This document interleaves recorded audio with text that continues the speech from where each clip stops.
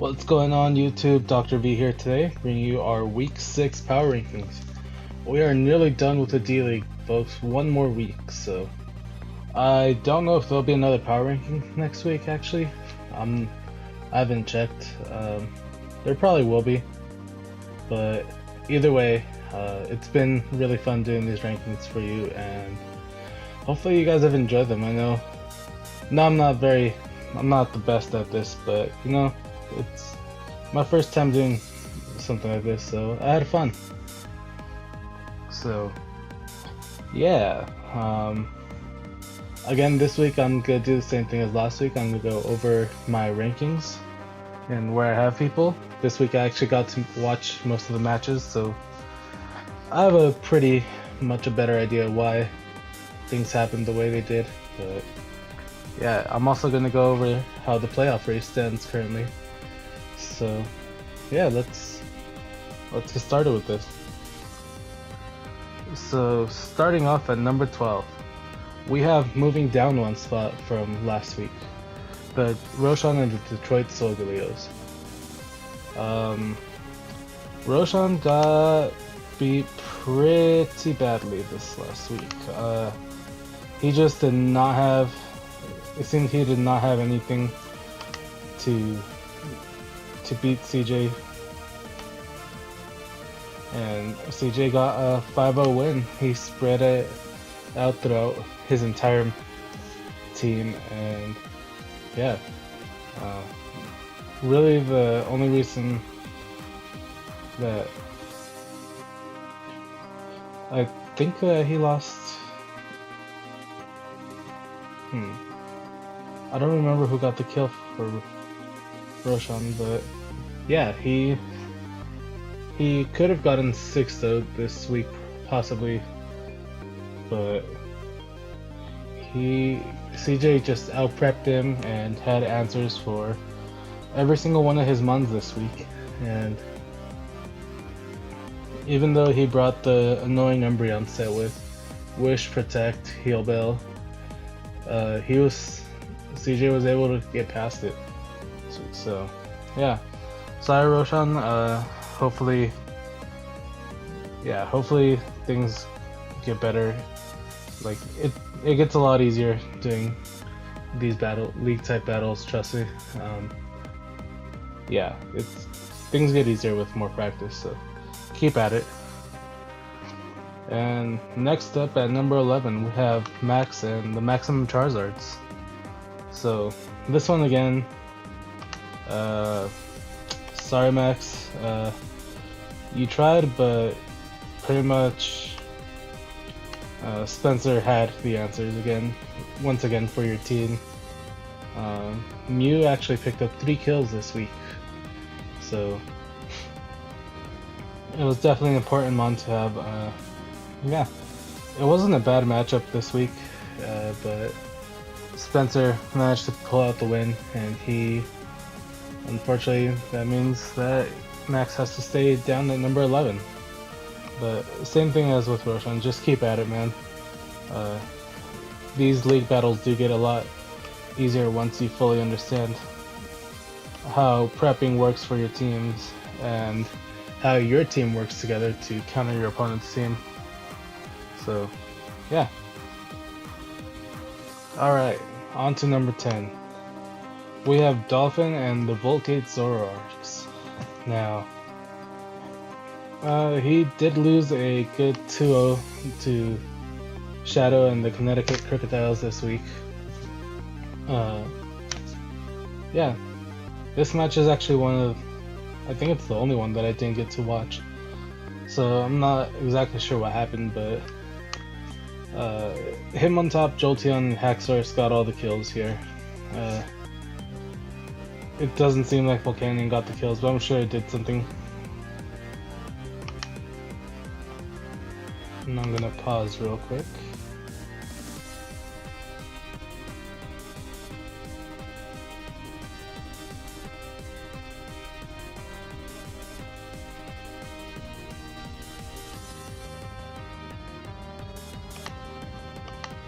Yeah, this match was one of the few that I actually didn't watch because It wasn't on Dolphin's channel, and I actually did not have a Shadow's channel on standby on my phone what I was watching them with, so yeah, it kind of sucks that I wasn't able to watch this match. I'm sure it was a really interesting match. From the 2-0s, usually pretty interesting matches. Same with 1-0s there. They're really good matches, honestly, so hopefully I'll probably look at this match later on, or if Dolphin uploads it to his channel, I'll watch it then also. But yeah, he did lose this week, so it drops him down to 1 spot to number 10.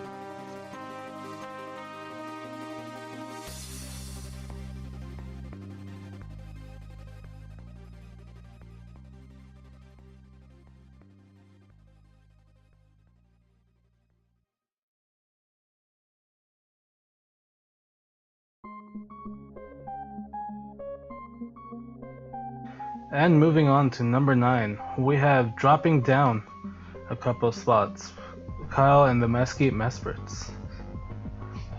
2 spots, but you know, whatever. Yeah, so this week Kyle did not play bad. Well, I can't say that actually. He misplayed. He let his Conch Crow go down, and he didn't realize how weak his entire team was actually there for Earthquake. So once his team went down, he just had nothing that he could do, like without Honchko for the Salamence. He said that he had prepped for it, and unfortunately he just misplayed and let his priority mons go down, which ended up causing him the game. Early on in the game, if he hadn't been a Life Orb set, or hadn't Brave Bird, or if he had had Roost on Honchkrow and gone for once or twice, he probably could have swept all of Orso's team with this. But yeah, like I said, he made a couple misplays here and there that ended up costing him the game to a 2-0 victory for Orso. So yeah, sorry Kyle, you gotta move down, buddy. Which means that moving on to number 8, we have Orso and the Windsor Weaviles for the same thing that I just said. I'm not taking anything away from Orso. He played his mons how he had to play it, but again, there was that point in the match where if Kyle had just a bit of a different set on Honchkrow, he could have swept his entire team. But yeah, good job to Orso picking up his second win and keeping his playoff hopes alive. Actually, looking really strong, making a final last push here. All right, number 7, we have staying in the same spot, or actually, no, moving up 1 spot. We have the Connecticut Krookodiles, coached by Shadow. Again, I didn't watch this match, but he won, so I felt it was fair to move him up to there, based on how I moved the people below him. So yeah, not much else I can say about that match. That's one of the reasons why uploads are usually good, and you should always sub to people's channels. If I had had my laptop before, I would have watched it on Shadow's channel, but again, he wasn't on my phone, so I didn't have his channel there. But yeah, sub to people's channels, especially if they're in the same league as you. It makes things a lot easier for all the analysts and for even other competitors to look out and watch your videos, give you feedback and all that jazz. So yeah, good job Shadow. I believe he took his playoff spot to either 3rd seed? I'm not exactly sure, but we'll get to that here in a bit. Alright, so moving on to number 6. We have Adam and the Kansas City Kakunas. Now, Megalopony just went rampant this week and tore through his team pretty much. Adam did lose a 3-0 to Akki and the Crobats. So the main part about this was that he missed a Will-O-Wisp on the low bunny. He had the sets for it to take it on if it had been Will-O-Wisp, but yeah. I feel like Akki had a pretty solid counter team this week against him, so I'm not sure how this match would have ended, but that Will-O-Wisp definitely did matter. It would have crippled the Megalopony completely. So yeah, sorry to Adam, but he does have to move down this week. Alright, so moving on to number 5. We have Spencer and the Washington Talonflames. Now, I do have to apologize to Spencer this week.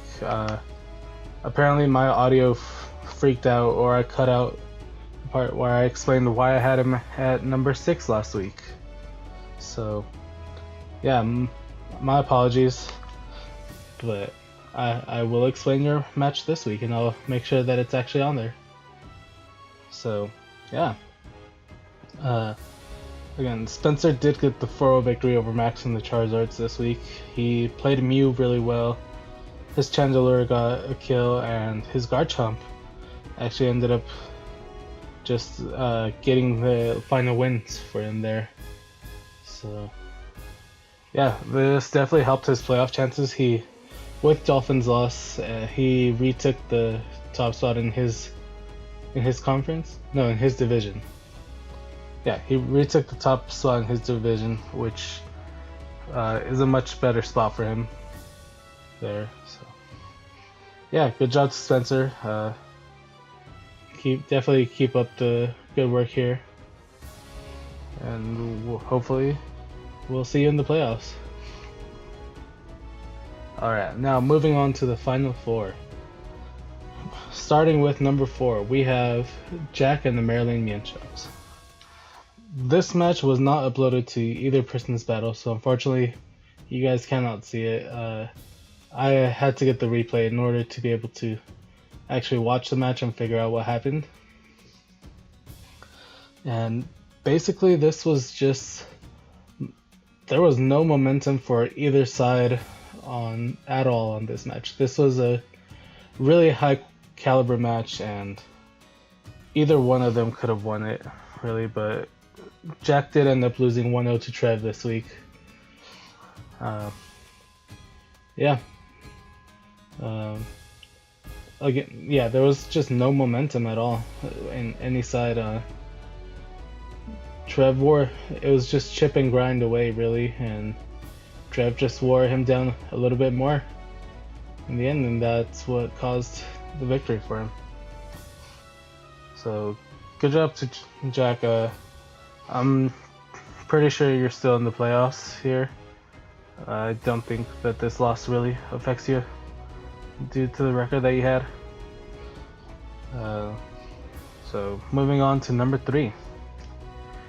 We have CJ and the Baltimore Oriolus. He had a bounce back week after messing up last weekend and losing to Orso. Yeah. So this week he just prepped for every single thing that Roshan happened to bring, and it showed during the match when Roshan would switch into something and CJ just had the right answer for it, which got him a 5-0 victory, which was the largest victory this week. So good job to CJ. I think that this might have solidified his playoff spot, but again, we'll get to that here in a little bit. So on to number 2, we have Trev and the Atlanta Braviaries. Now, these last 2 matches were actually the last 2 spots, were really hard for me to decide. Both of them played really well, and both of them played against really tough opponents, but unfortunately one does have to be number 2 and one does have to be number 1. So I put Trev as number 2 just because I felt that Akki was more in control throughout the match against Adam Vryn. Trev was, like I said, Trev's match, there was no momentum in it. It was chip and grind from both sides. So yeah, Trev got number 2, but it was really, really hard to decide between them.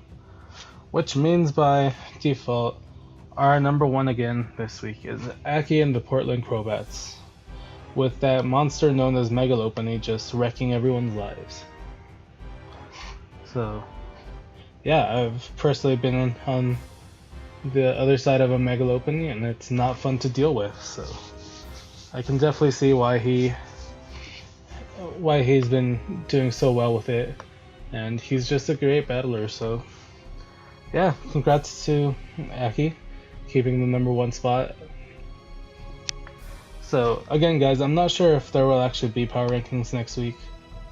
I'll probably end up doing more just like a final playoff race type thing rather than actual power rankings, since it makes really no sense to do them after the last week of regular season battles. So yeah, so moving on to my personally what I've been enjoying a lot more, the playoff race. So as it stands right now, we have 4 teams that are out of the playoffs after this last week. So I lost everything, sorry. Where is it?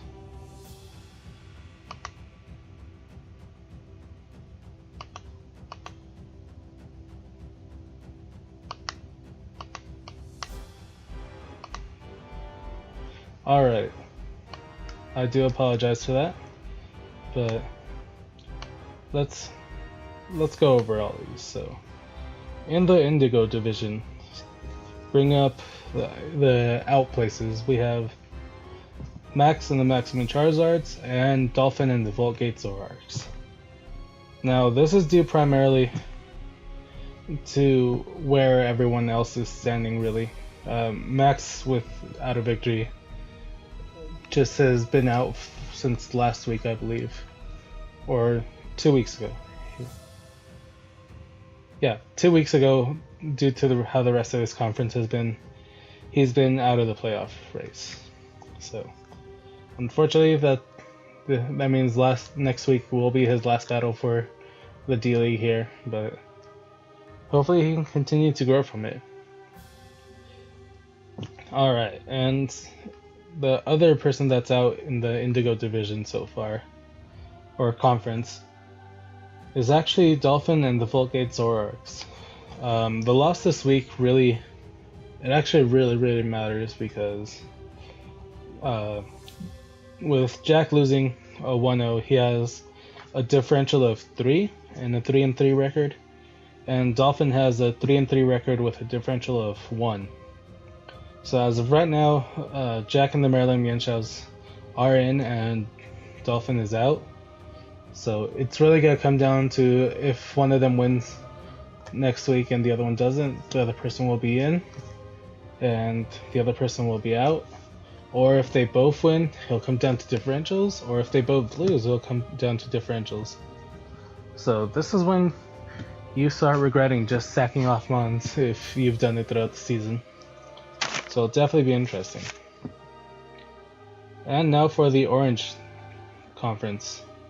Currently out, we have Roshan and the Detroit Solgaleos with a 1-5 record.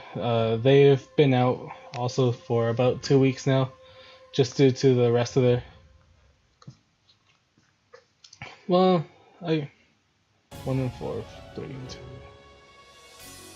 I guess actually just this week.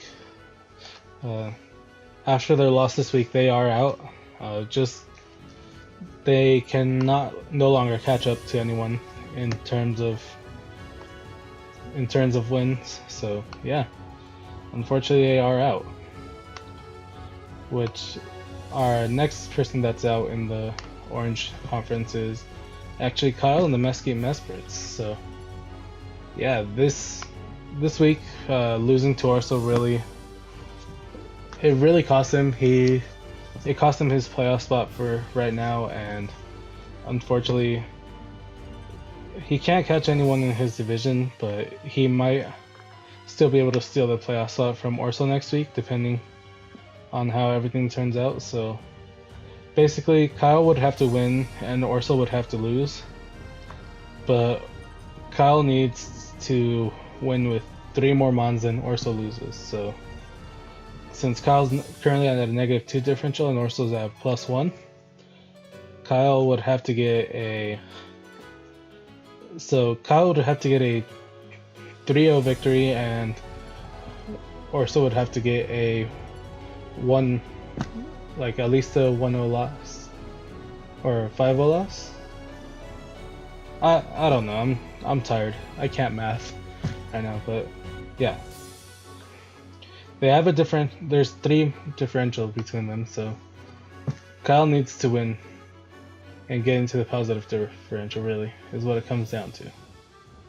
And Orso needs to lose by more than 1 to get into the negative. There we go. Alright, so now for the wildcard 2s.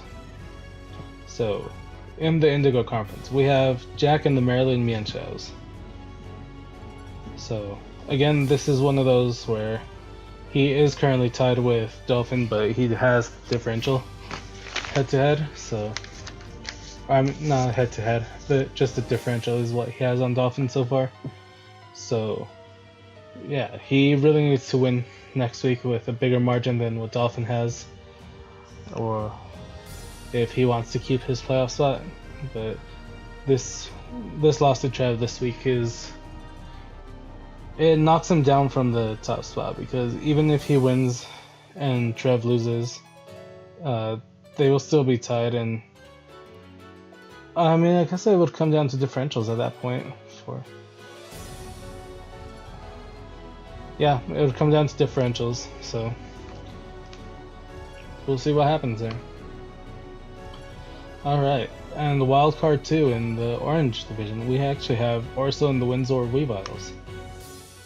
Now again, this is just brought on by him actually beating Kyle this week, so good job to Orso.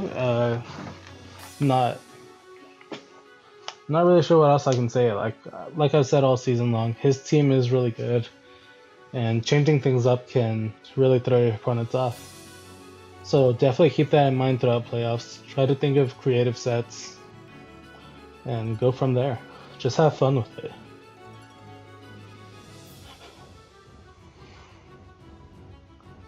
Alright, now for the wildcard 1s. In the Indigo Division, we have Shadow and the Connecticut Krookodiles. Now, again, this division is really closely tied up, so this could all change next week still, but all 3 of them, I think all 3 of them have their place secure pretty much, so yeah, see, Dolphin Camp. Yeah, I think all 3 of them will have their playoff spot secure.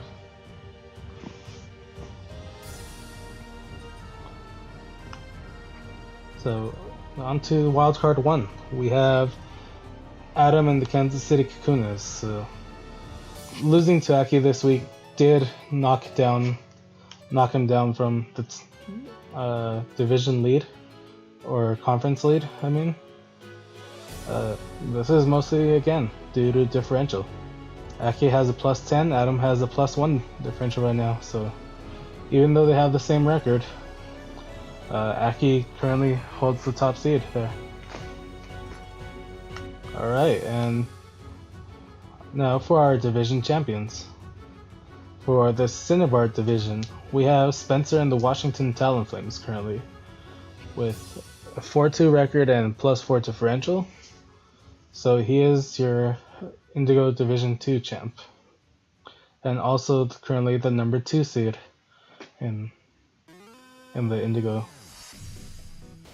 And for the number 2 seed in the Orange Division, we have CJ and the Baltimore Oriolus, again with a 4-2 record and a +5 differential. So yeah, onto top seeds in each division and conference. So heading the Indigo Conference, we have Trev and the Atlanta Braviaries with a 4-2 differential and a +7. 4-2 record and a +7 differential.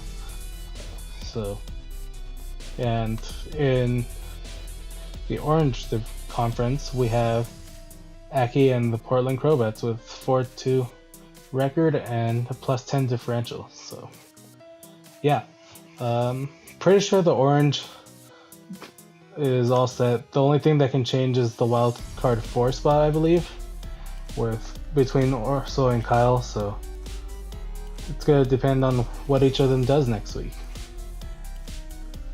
Alright guys, that's it for this week. So again, I might do a final playoff thing next week, but I'm not sure yet. Stay tuned for it.